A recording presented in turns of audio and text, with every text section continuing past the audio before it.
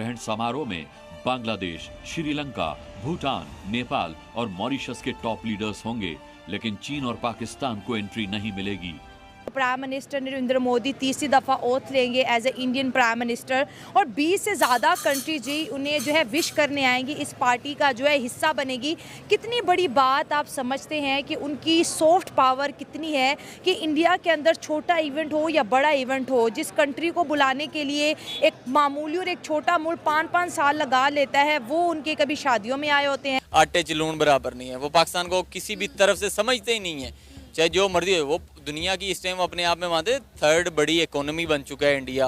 पाकिस्तान तो उस लाइन में भी अपने आप को जो है ना अकाउंट में कोई भी जो देश प्रेमी किस्म के जो एक्टर एक्ट्रेस आ जाते हैं वो ज्यादा देर टिक नहीं पाते हैं। इसकी एक मिसाल भी मैं आपको दे देती हूँ। उठाया है तो गलत उठाया। आप मुंह से बात कर सकते हैं, सबसे पहले आपको बात करनी चाहिए, ठीक है, उसके बाद आप अपने इश्यूज रिजॉल्व करें। हाथ उठाना नहीं चाहिए, ये मेल है या फीमेल है, दोनों को किसी को हाथ नहीं उठाना चाहिए। थप्पड़ पड़ना चाहिए था। क्या बात कर रहे हैं आप? थप्पड़ क्यों पड़ना चाहिए था? उन्होंने कोई गलत हरकत की होगी। क्या गलत हरकत की होगी? तो फिर उसने कुछ सोच समझ के मारा होगा ना। सोच समझ के मारोगे? अच्छा मुझे एक बात भी बताए, चलिए अगर कोई गलत भी हरकत, अगर गलत काम हुआ तो उसको अगर एक हुकूमत ने 5 साल कंप्लीट किए, अगली दफ़ा भी उसको 5 साल के टेन्योर मिल रहा है, हाँ। तो इन्वेस्टर के लिए ये बात काफ़ी अट्रैक्टिव होती है कि यार देखो यहाँ पे जो जमहूरियत है ना वो मजबूत हो रही है। तो यहाँ पे हुकूमत आएगी, वो 5 साल का प्लान बनाएगी, वो जो पॉलिसीज़ बनाएगी, तो इस वजह से इन्वेस्टर्स जो होते हैं वो अट्रैक्ट होते हैं। खाली हेड ऑफ द स्टेट नहीं आता, जब हेड ऑफ द स्टेट आते हैं उस मुल्क की आवाम भी देखती है उस कंट्री को, असल में इस कंट्री में हो क्या रहा है, ये हमारा लीडर गया क्यों है। इंडिया भी उनका कंट्रोल होता है, उनके अपने सियासी हालात भी कोई इतने अच्छे नहीं रहे पिछले कुछ सालों में, और जो उनकी मुआशी तरक्की है वो एक नरेंद्र मोदी की वजह से नहीं है। वो जो उनका लेगेसी नेहरू के बाद और वो चलती आ रही है, वो इंडिया का कॉन्स्टिट्यूशन इतना स्ट्रॉन्ग है कि वो 90s के बाद से जब से उन्होंने अपनी इकोनॉमी को ओपन किया वो ग्रोथ की तरफ ही जा रहे हैं। वो गलत कर रही हैं, इसलिए मैं सीधा कोर्ट गई। मैंने कोई आंदोलन नहीं किया, मैं कहीं धरने पर नहीं बैठी, मैंने कोई भूख हड़ताल नहीं किया, और ना ही एक ऑनरेबल कॉन्स्टिट्यूशनल बॉडी, एक गरिमा, एक ऑनरेबल बॉडी को, मुख्यमंत्री को मैं किसी डिफेम और मलाइन शब्दावली के साथ मैं उनको बेइज्जत कभी नहीं कर सकती थी। मार्केट से रिलेटेड जो मैटर्स हैं उनको इतना रिगार्ड देना by the western side of the world और even from the other Asian countries as well, so this is again an achievement for them.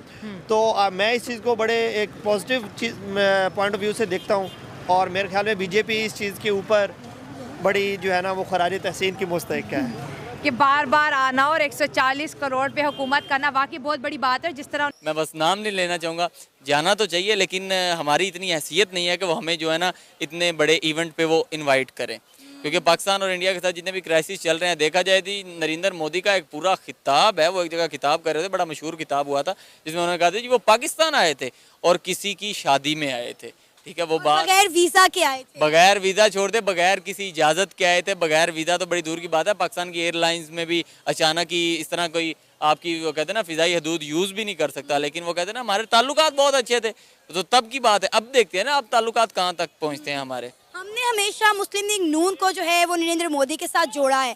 Pakistan की अवाम ये कहती हुई नज़र आई है, नरेंद्र मोदी के जो यार हैं वो नवाज शरीफ हैं और वहाँ पे उनकी बहुत सारी फैक्ट्रीज़ भी हैं, इंडिया के साथ उनके ताल्लुकात बड़े अच्छे हैं, इसलिए वो बार बार चाहते हैं कि इंडिया के साथ ताल्लुकात बेहतर हो, इंडिया और पाकिस्तान के दरमियान ट्रेड हो। लेकिन अब ये देखें कि दोस्तों, नरेंद्र मोदी के रिकॉर्ड तीसरी बार भारत का प्रधानमंत्री बनने का रास्ता साफ हो गया है। उन्हें बीजेपी और एनडीए ने अपने संसदीय दल का नेता चुन लिया है। इसके साथ ही वह लोकसभा के भी नेता चुन लिए गए हैं। अब 9 जून को उनका शपथ ग्रहण समारोह होने जा रहा है, मगर इस खबर से पाकिस्तान और चीन में हलचल मच गई है। रिकॉर्ड तीसरी बार मोदी के पीएम बनने से चीन और पाक को भारत के और अधिक मजबूत होने का खौफ सताने लगा है। इसलिए चीन के राष्ट्रपति शी जिनपिंग और पाकिस्तान के प्रधानमंत्री शहबाज शरीफ शुक्रवार को दोनों देशों के बीच सामरिक सहयोग को प्रगाढ़ करने पर चर्चा की। दोनों देश प्रधानमंत्री नरेंद्र मोदी के रिकॉर्ड तीसरी बार प्रधानमंत्री बनने पर पैनी नजर बनाए हुए हैं। नरेंद्र मोदी के शपथ ग्रहण समारोह में दक्षिण एशिया के पड़ोसी देशों के शीर्ष नेताओं के शामिल होने की संभावना है। पाकिस्तान और चीन ऐसे देश होंगे जिनके नेता शपथ ग्रहण समारोह में शामिल नहीं होंगे। समारोह में सार्क देशों के अन्य सभी नेता शामिल होंगे। समारोह में नेपाल, बांग्लादेश, श्रीलंका, मालदीव, भूटान, सेल्स और मॉरिशस के शीर्ष नेताओं के शामिल होने की संभावना है। सहयोग से भारत पाकिस्तान संबंधों में सुधार के समर्थक माने जाने वाले शहबाज शरीफ के बड़े भाई और पाकिस्तान के पूर्व प्रधानमंत्री नवाज शरीफ 2014 में मोदी के पहली बार प्रधानमंत्री बनने पर हुए शपथ ग्रहण समारोह में शामिल हुए थे। तीसरी बार मोदी की वापसी से पाकिस्तान और चीन में खलबली मच गई है। लिहाजा दोनों देश अपने आपसी रिश्ते को और अधिक मजबूत करने में अभी से जुट गए हैं। चीन ने शरीफ के साथ अपनी बैठक के दौरान चीन पाकिस्तान के बीच मजबूत संबंधों और दोनों देशों के बीच सदाबहार सामरिक साझेदारी के विकास व्यापक संभावनाओं पर चर्चा होती है, मतलब कि उन्हें नहीं करना पड़ता, फेस अनसर्टेनिटी को फेस नहीं करना पड़ता। तो ये एक चीज़ है। दूसरे नंबर पर बात ये है कि दूसरे लोग क्यों आते हैं। Obviously of course the simple answer is कि वर्ल्ड थर्ड जो है ना पॉपुलेशन है, मतलब कंज्यूमर मार्केट है। अब जो भी चीज़ लेकर जाएं वो कंज्यूम होगी, बाय होगा। तो इन्वेस्टर भी चाहते हैं, इसी तरह से कंट्रीज़ भी चाहते हैं कि हमारे जो है ना रिलेशंस अच्छे हों। बाकी जो आईटी के अंदर इंडिया बहुत रैपिडली ग्रो कर रहा है, तो आईटी के बगैर आजकल तो कुछ भी नहीं है। जिस आपके ख्याल से कौन कौन सी कंट्रीज है जिनके हेड ऑफ स्टेट आएंगे? जी, मुझे याद है आरजू जी कि मेरी पूरी फैमिली मुस्लिम है और कभी भी कोई भी किसी ने भी किसी इंटर रिलीजन में शादी नहीं की है। पुश्त दर पुश्त हम लोग मुसलमान हैं। लेकिन मुझे याद है कि क्लास 1 की भी एग्जाम के लिए जब हम लोग जाते थे तो मेरी मम्मी हम लोगों को दही चीनी खिलाती थी, मुझे याद है। तो ये एक सभ्यता भारत की है, बिल्कुल है। और जो संवैधानिक मुसलमान है वो इन चीजों को लेकर के चलते हैं, बिल्कुल चलते हैं। और काफी देशों से जो है वो ब्यूरोक्रेट आ रहे हैं। 9 जून को 7:15 में शपथ है और एक हैट्रिक जो शपथ है और पूरी दुनिया, पूरे देश, पूरी दुनिया की नजरें जो है वो 9 जून को टीवी पर रहेगी।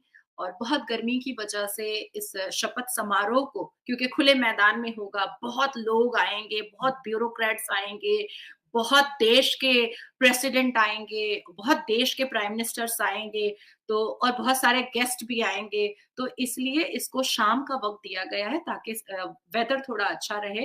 और मुझे लगता है कि पूरी दुनिया में लोगों की नजर सिर्फ टीवी चैनल पर होगी। जब वो मैं नरेंद्र दामोदर दास मोदी जब कहेंगे तो मुझे ऐसा लगता है कि सारे जो देशभक्त, जो देश प्रेमी है, उनके रोंगटे खड़े होंगे, क्योंकि बहुत मेहनत के बाद, बहुत परिश्रम के बाद देश को एक इतना अच्छा प्रधानमंत्री मिला है, उनको हम खोना नहीं चाहते। बिल्कुल। और यकीनन मेरा ख्याल है वेदर भी कुछ बेहतर ही होगा, क्योंकि हमारे यहाँ तो यही बताया जा रहा है कि 1-2 दिन में शायद बारिश भी हो जाए। तो हो सकता है कि वहां पर भी दिल्ली में होगा ना, ये दिल्ली में ही है।